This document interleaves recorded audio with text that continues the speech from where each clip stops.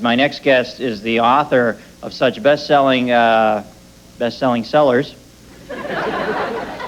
big books, as Raise the Titanic and Deep Six. He's published in 20 languages in 65 countries, also a real-life adventure on his own. Please welcome Clive Cussler, folks.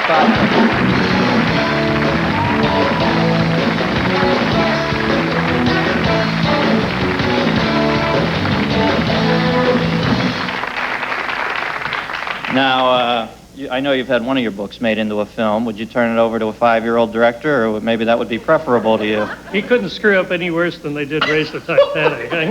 I like your desk. That's early Geppetto, isn't it? Geppetto? Sure. Before or after Pinocchio. Oh, I see. Well, yeah, Clive? Screwed him up. No, it was a good joke. I just wasn't there for it. That was me. I was out to lunch.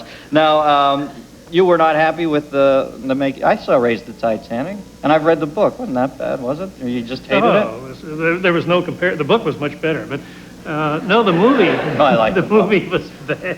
God, it was bad.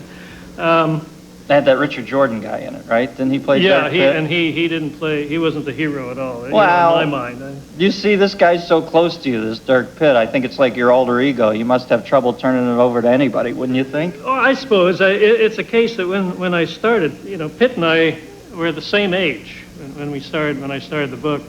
We were both 36. Now he's 38, and I'm 60. We're the same height. His eyes are much greener than mine, and he sure as hell does better with the girls than I ever did. Yeah. So. Well, this Dirk Pitt guy, I read these books, so I know, but maybe some of you don't know. He's like a aquatic James Bond sort of guy. Sort of, yeah. But it always says the form of the book is the same. At the beginning, some incredibly stupendous, incongruous setup happens, and then he makes sense of it, it seems to me. What's... he threads the needle at the end. I've done everything from making Canada part of the United States. I've blown up Cuba. Well, Canada was part of the United States back when Bill Clinton was eligible for the military service. But, yeah. so it's not all nonfiction in these books.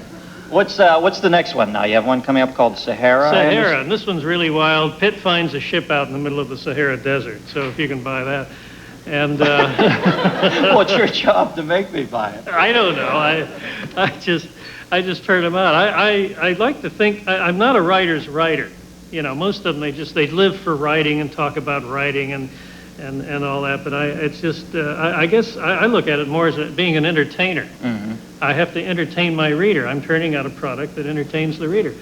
So and you try to give them a satisfying conclusion at the end, and you just make it interesting as you can. There's no more than that. Now, you take some of the proceeds from your books and you tend to fund more personal projects. You really are into searching for lost vessels and planes and that, a bit of an adventure. We've looked, I formed a nonprofit foundation to preserve maritime heritage and looking for the historic shipwrecks of significance that are lost and gone.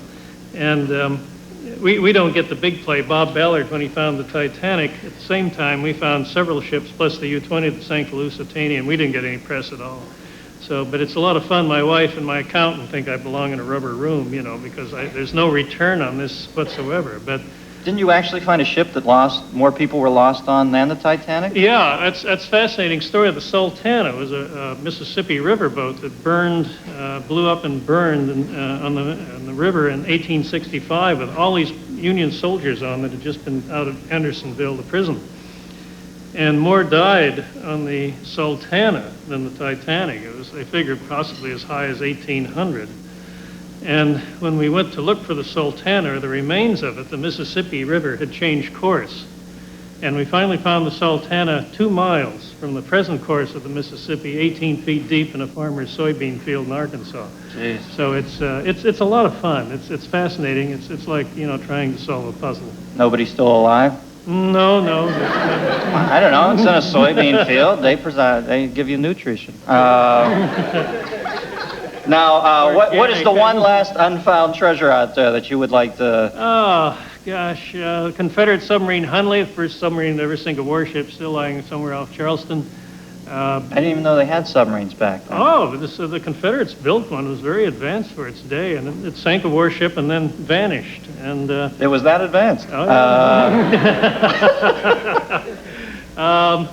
John Paul Jones ship, the Bonhomme Richard. I'd die happy if I found that one. That's the problem. Instead of doing things, I do crazy things just like and spend the money. There's no return. I don't invest much. So it's like I always said, when my time comes and I'm laying in the hospital bed 2 gasps away from the great beyond, I like this big buxom, I like the phone to ring. And then this big buxom nurse leans over me to answer the phone, and she holds the receiver to my ear. And then the last words I hear are those of my banker telling me my account is $10 overdrawn. So that's the way to go. Well, I think that's, yeah, well, you can applaud that. Thank you. So the new book is Sahara, and that'll be out when? Oh, May. I look forward to it. You know what I love about your books? You always have that funny little simplistic map at the beginning of the book. Oh, sure. Do you draw those maps yourself? No, I actually have it done, if you can believe that. They look like little stick figures and stuff. I think, come on, you're making a buck. Get somebody to draw that thing. All right, good to meet you, Clive. We'll be right back. Primal Scream after this, folks.